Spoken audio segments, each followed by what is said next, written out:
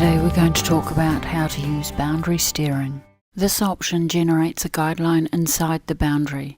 By default, the guideline is offset by half an implement width away from the boundary. This width can be adjusted using the nudge menu. From the Run screen, touch the spanner icon to access the Setup screen. Under System, Features, Guidance, ensure that the boundary steering has been enabled. A warning will be displayed regarding the use of boundary steering. Ensure you read and understand all aspects of the warning before proceeding. Touch the Running Man icon to return to the Run screen. Touch the Guidelines menu icon. Change guidance mode by touching the boundary steering icon. A guideline nudge offset has been applied. Details show the nudge offset to be 1 meter. Touch the message to dismiss. Open the nudge menu. Then Nudge Options. This total nudge value has been applied to the default half implement width. You can remove or adjust this if required.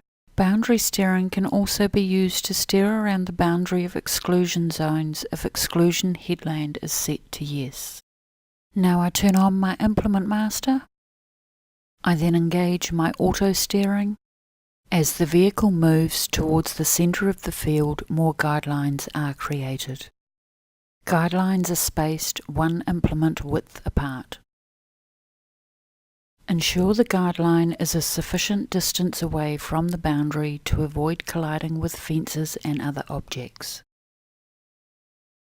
Both field and operational conditions will play a part in determining suitable guideline distance from boundary. Adjustments can be made easily using the nudge feature.